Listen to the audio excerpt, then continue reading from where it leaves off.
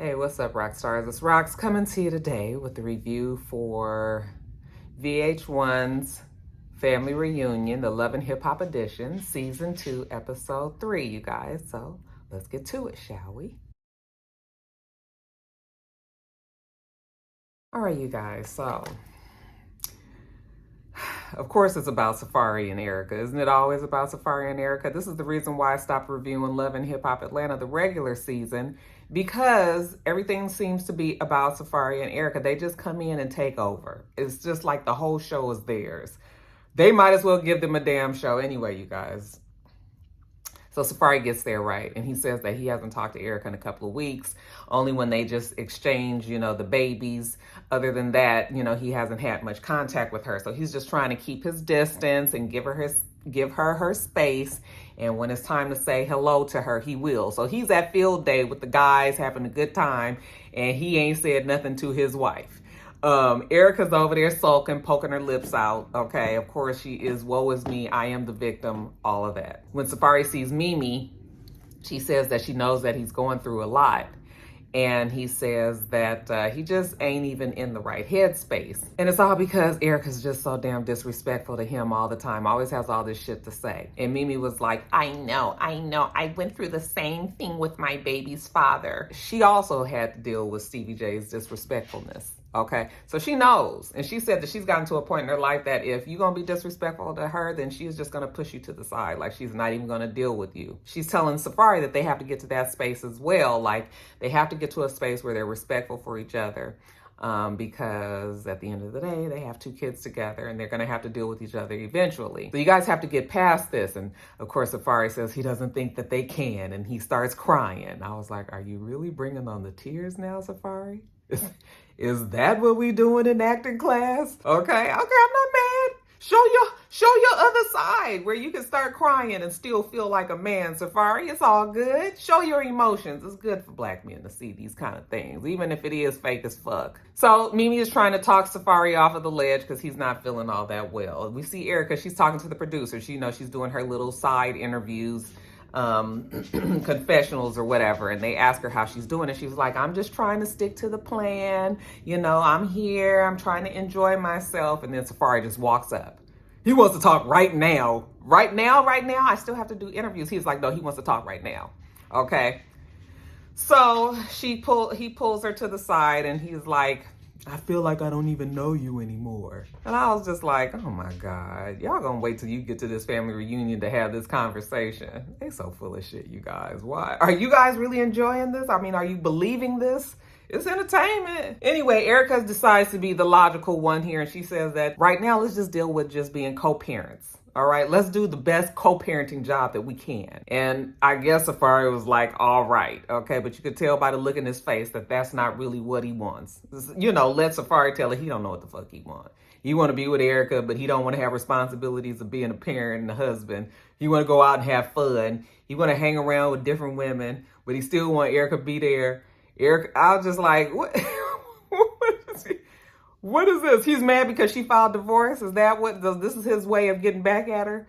How's that working for you, Safari? But anyway, field day is over. They all had a good time. Looked like they played football. Everybody is, whoever's team they was on, that's the team that they think that won, okay? But the day is over, so we're going to go back to the hotel. Mimi said, I just want to go back to the pool and hang with my friends. Mimi has become the Confucius of the group, by the way. Everybody comes to Mimi for advice, sage advice, because Mimi is just at this level in her life where everything is all good. I mean, I'm happy for Mimi. She's been through a lot.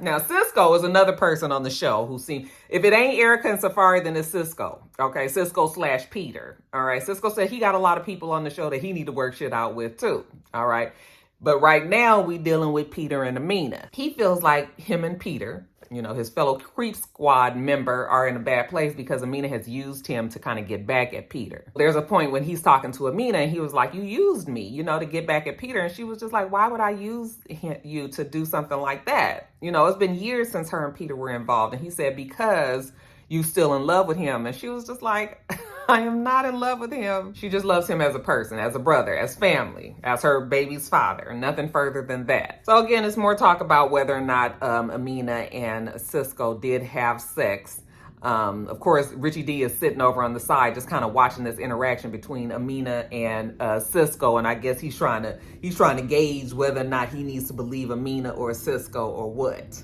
Every time I see Richie D now, I can't unsee the shit emoji. I can't unsee it. But yet and still, Amina says that nothing happened when they were together, that Cisco made it seem like something happened. Really wasn't anything more than maybe some kissing, maybe some heavy petting. But other than that, no. Okay. So anyway, when she walks away and the ho-ho is looking at the administrator of ass whoopers, and he was just like, so did you really fuck her? And he was like, no, I did not. Okay. And I guess, we got to hold up these standards in the creep squad. You can't lie to your fellow member, can you? So that must mean that he didn't sleep with her. But what do you guys think? Maybe they did. Like, it's weird though, because back then they swore they didn't do nothing. Now all of a sudden it was some kissing. I still kind of think maybe something did happen. But the ho-ho said he gonna have the DBD and the AAW sit down and talk about it so that they can move on. And Cisco was like, I thought that's what the fight was for. Like, what did we have that big fight for?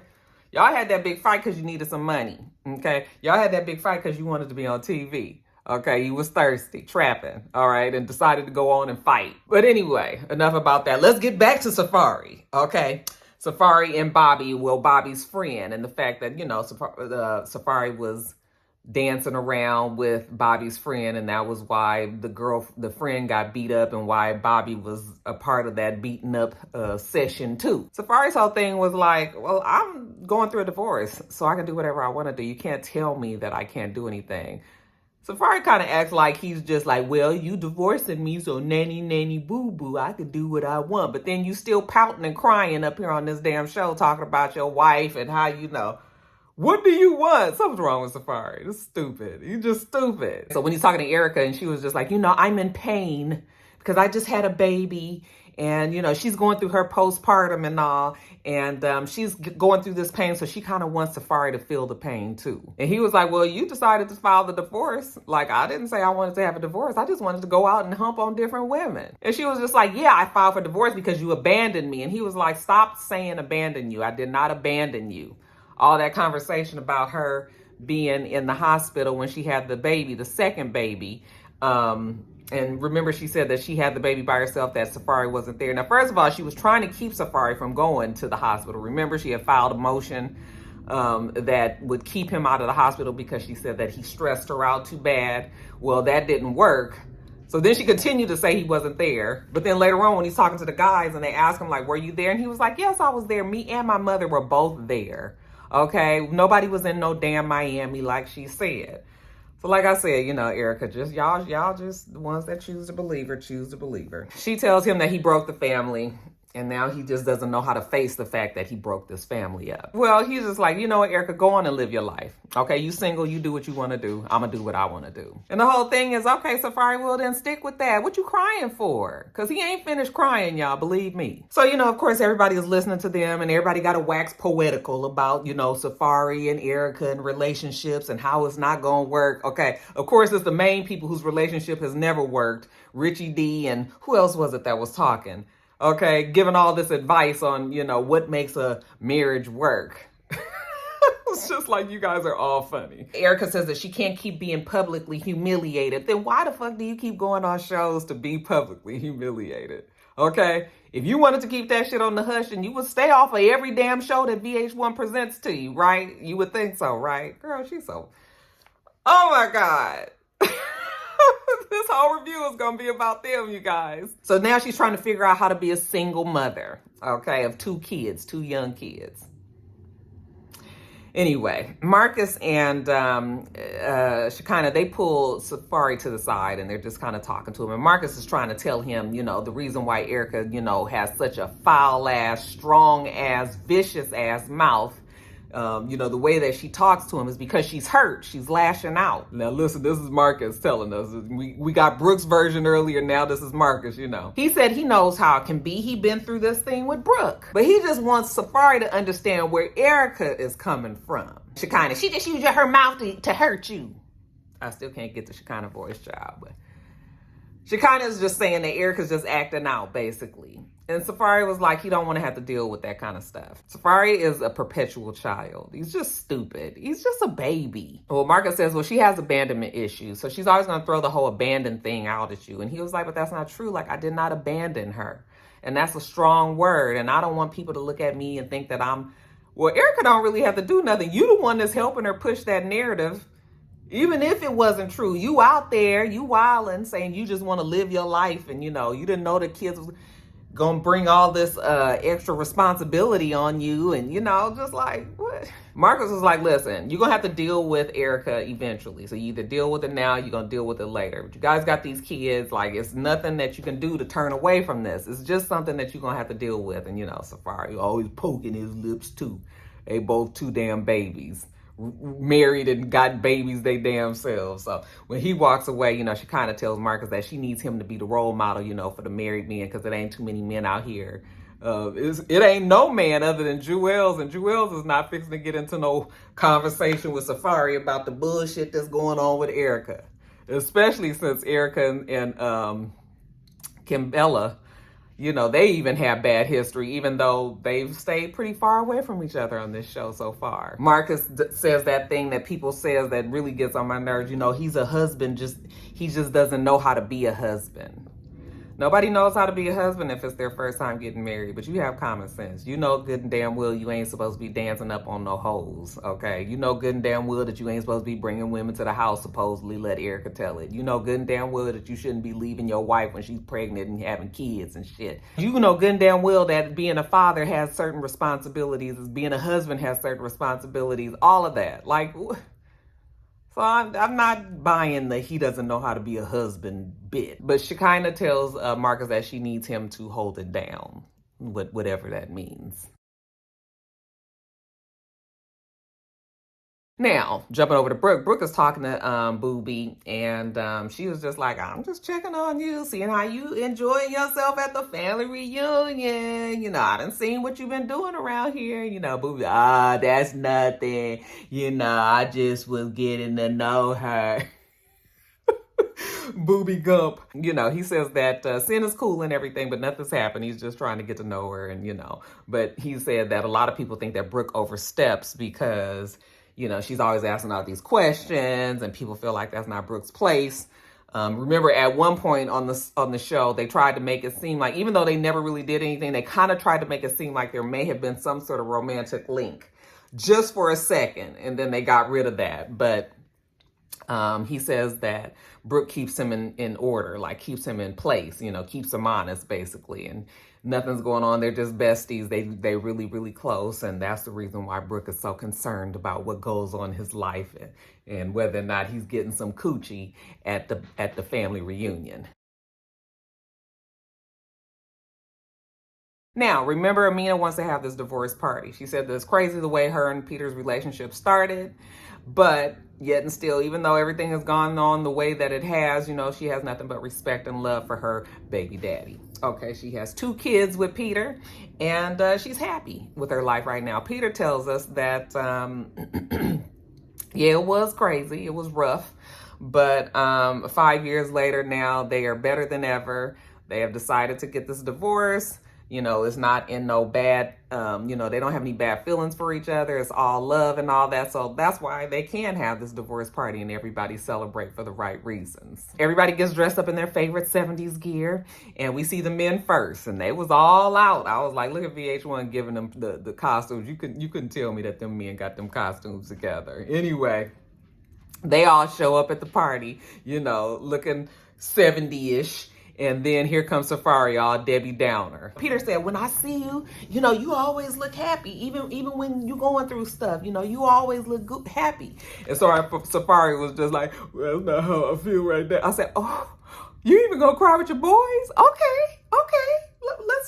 Let's explore. They was like, oh no, Safari, like, you all right? The men sticking together. And Safari was just like, he's so hurt, about what's going on with Erica. She always painting him as a bad person, and he always be around, and she got people thinking that he's a certain way. And Peter was just like, listen, trust me, I know how that can be. I've been in the exact same shoes, you know. He's had some times when his baby mothers wasn't that happy with him and tried to paint him out as being a bad person. I was like, your baby mamas didn't have to do nothing. You was on a show. We was watching it. You was what you was. We saw what we saw. But he tells Safari that he just gotta get through it. Just move forward. Y'all try to come to some agreement and move forward. You know, and they asked him about whether or not he was at the hospital when the baby was born. He was like, yeah, me and my mom. So like I said, Erica ain't nothing but a bald-faced liar. But on a different note, the antics of the creep squad, you guys. They're so funny. When Cisco walks up, you know, they're all laughing at his costume, and, you know, they are all fully in the 70s, you know, you jive turkey motherfucker. The fight comes up again, you know, because Safari was just like, man, when I watched the fight, when you did such and such, it was so funny, okay? And Peter was like, you saw the fight? Okay, well, who won? And Cisco's like, see, there you go again. I said, oh, no, don't bring out the AAW, especially when we all in good spirits here at the party. Well, Cisco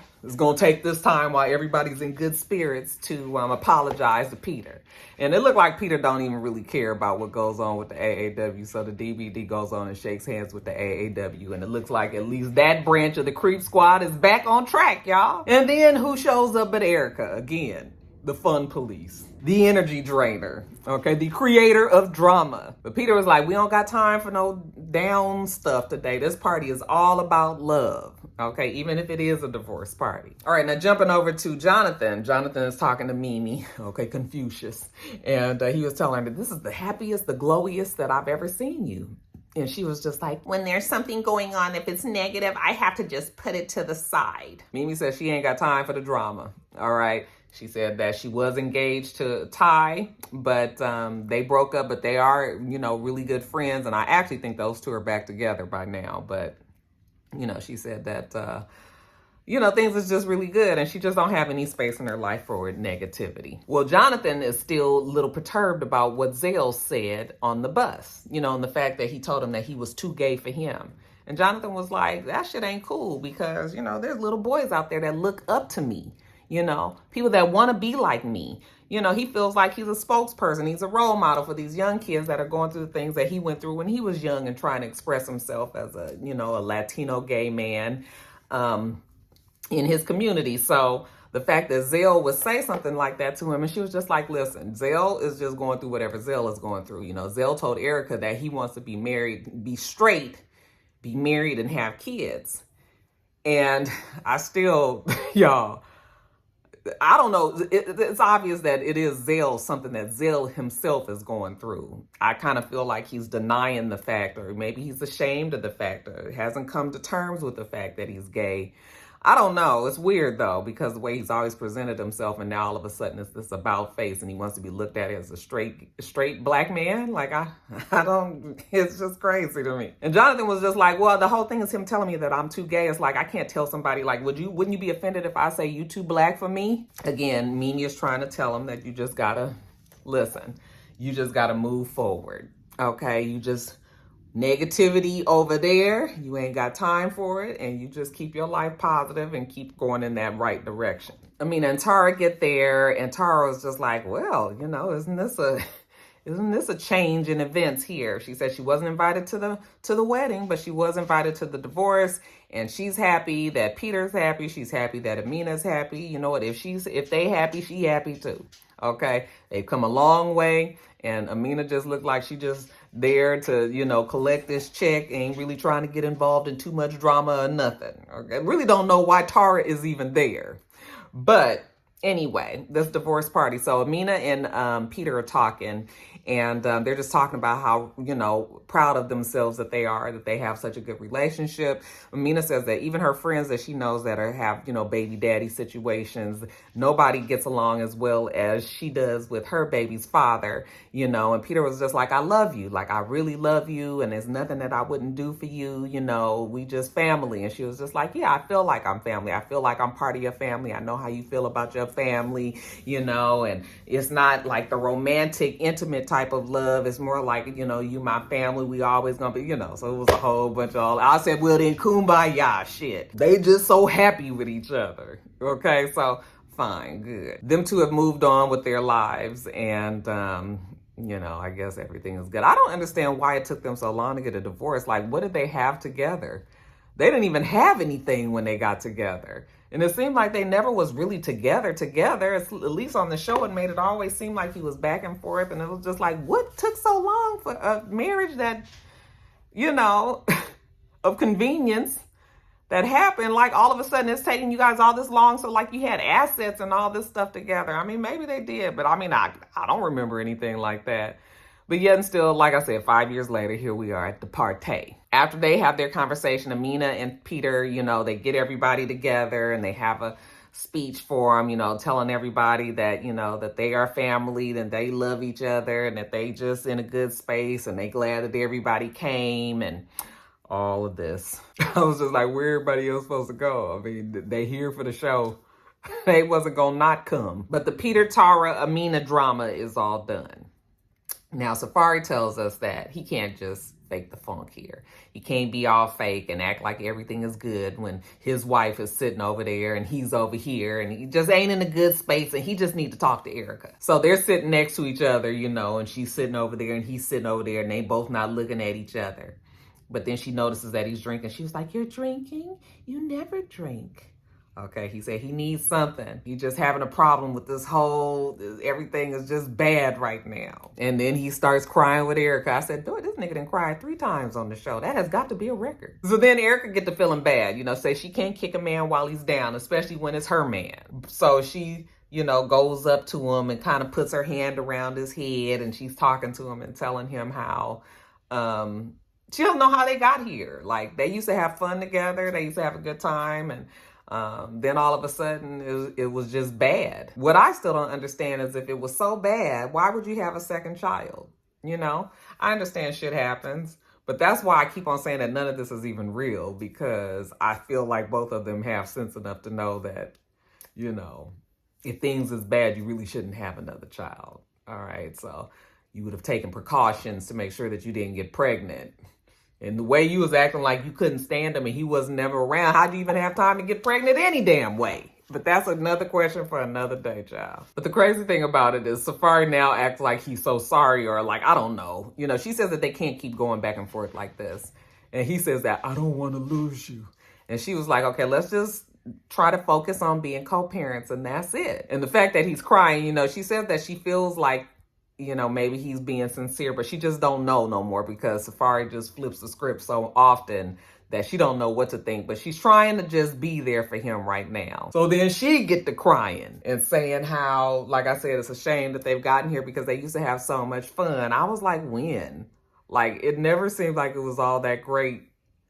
When they was on New York and then when they was in Atlanta, it just never seemed great. So I was just like, when did you guys have fun, Erica? But Safari tells her that he loves her and she says that she loves him too. And they crying and they get up and they hug each other and they kiss.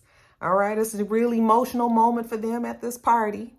And, everybody's looking from the other side like, dang, Safari is really emotional over there. It was just like, oh my God, they take over everything. They just take over everything. This whole episode was about Safari and Erica and them crying and pouting everybody every time they get around the group. I'm sick of them.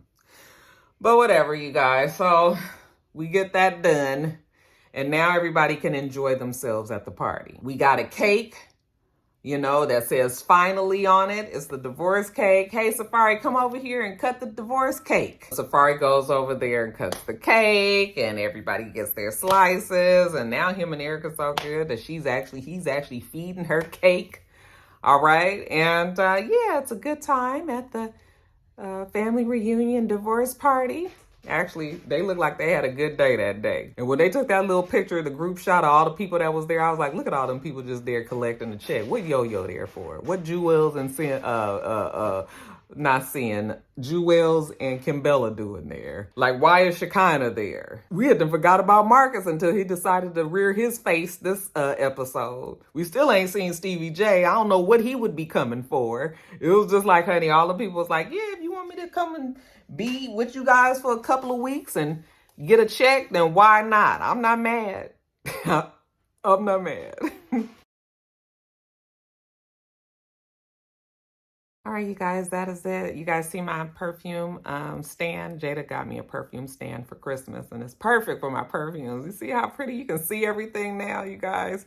It's so funny. Sometimes it's like the smallest little present that you get is just like the perfect gift, and that was exactly what I needed. I just love it so much. Every time I look at it, I just smile. But anyway, you guys, I might do a perfume video for you guys in the future. I got a lot of new perfumes, honey. I've been shopping my ass off for Christmas and my birthday, and I got Christmas gifts and all of that. And so maybe I'll do a video for you guys eventually. But anyway, let me get on off of here. Make sure that you rate, comment, and subscribe to this channel. I'm itsrox. The channel is itsrox, and everything else I do will be in the bottom bar. All right? All right. So I hope that you have a wonderful, wonderful rest of your day, and I plan on doing the same. Until next time, rock stars. Bye.